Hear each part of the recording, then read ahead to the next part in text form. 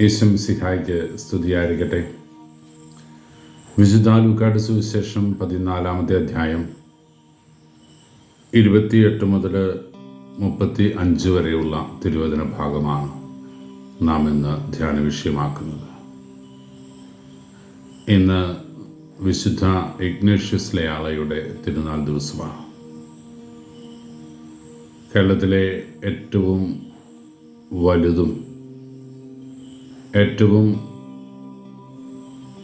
സ്വാധീനം ചെലുത്തിയ സന്യാസ സമൂഹവുമായ ഈശോ സഭയുടെ സ്ഥാപകനായ വിശുദ്ധ ഇഗ്നേഷ്യസ് ലയോളയുടെ തിരുനാൾ. വലിയ പണ്ഡിതനായിരിക്കെ വലിയൊരു കോളേജിലെ അധ്യാപകനായി സർവകലാശാലയിലെ റിസോഴ്സ് പേഴ്സണായിട്ടൊക്കെ ജോലി ചെയ്തുകൊണ്ടിരിക്കെ തൻ്റെ ഉന്നതമായ വിളി തിരിച്ചറിഞ്ഞ്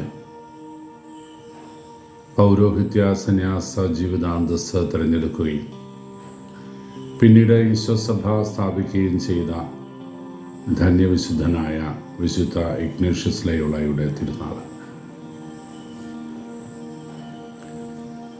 ഈ ലോകത്തിൽ ഏറെ വിഖ്യാതമായ ഒരു തിരുവചനം, ഒരു ഉദ്ധരണി ഇദ്ദേഹവുമായി ബന്ധപ്പെട്ട് നാം കേട്ടിട്ടുള്ളത്, അവനും അവൾക്കും ഒരു വിശുദ്ധനാകാമെങ്കിൽ, വിശുദ്ധിയാകാമെങ്കിൽ എന്തുകൊണ്ട് എനിക്ക് ആയിക്കൂടാ എന്ന ചിന്ത അദ്ദേഹത്തെ വിശുദ്ധിയിലേക്ക് കൈപിടിച്ച് നടത്തി എന്നതാണ്.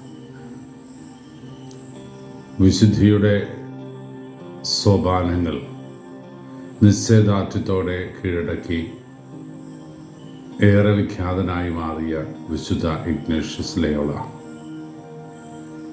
ഇന്നത്തെ തിരുവചനത്തിൽ നാം വായിച്ചു കേൾക്കുന്നത് യേശുവിൻ്റെ ശിഷ്യത്വത്തിൻ്റെ വിലയെക്കുറിച്ച്.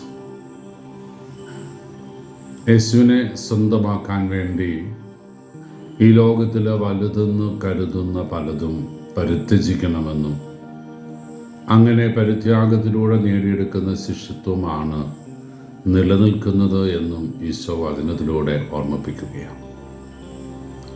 സ്വന്തം മാതാവിനെയും പിതാവിനെയും സഹോദരങ്ങളെയും ഭാര്യയെയും സ്വത്തിനെയും സമ്പത്തിനെയും എല്ലാം വെറുതുപേക്ഷിക്കാത്ത ആർക്കും എൻ്റെ ശിഷ്യനായിരിക്കാനാകില്ല എന്നാണ് ഈശോ തിരുവചനത്തിലൂടെ നമ്മെ ഓർമ്മിപ്പിക്കുക. അതുകൊണ്ട് തന്നെ താൻ തിരഞ്ഞെടുത്ത വിളിയുടെ ഔന്നത്യം തിരിച്ചറിഞ്ഞ് അതിൽ ഉറച്ചു നിൽക്കാനുള്ള ധൈര്യം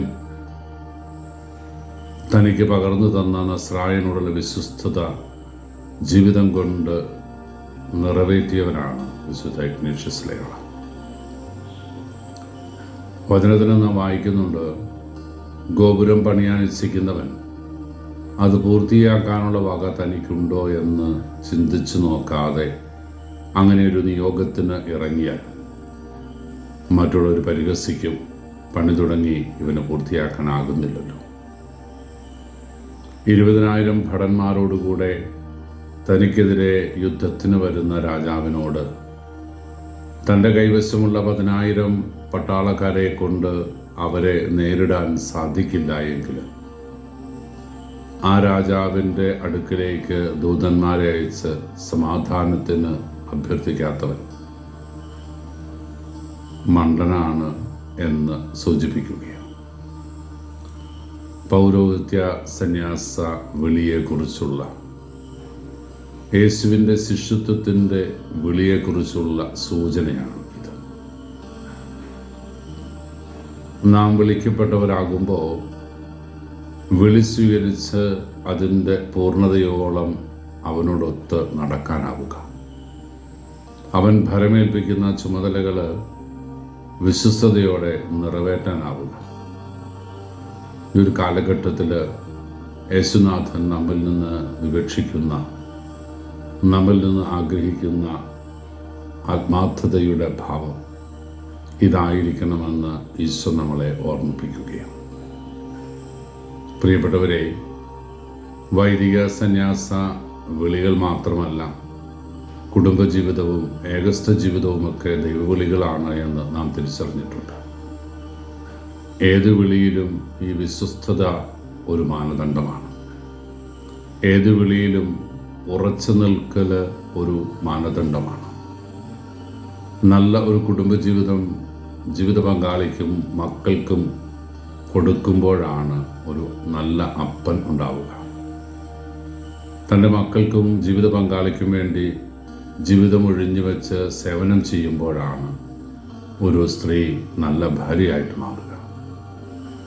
ഏത് ജീവിതാവസ്ഥയിലും ആ ജീവിതാവസ്ഥ ആവശ്യപ്പെടുന്ന ഉത്തരവാദിത്വങ്ങൾ അതിൻ്റെ പൂർണ്ണതയിൽ കൃത്യതയോടെ നിറവേറ്റാനുള്ള വിളി ഈശോ നമുക്ക് ഓരോരുത്തർക്കും നൽകുന്നുണ്ട് എന്ന തിരിച്ചറിവോടുകൂടി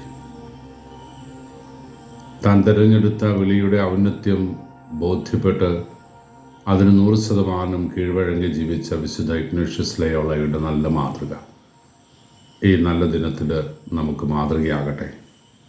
വിശുദ്ധ ഇഗ്നേഷ്യസ് ലയോള നമുക്ക് വേണ്ടി മാധ്യസ്ഥം യാചിക്കട്ടെ.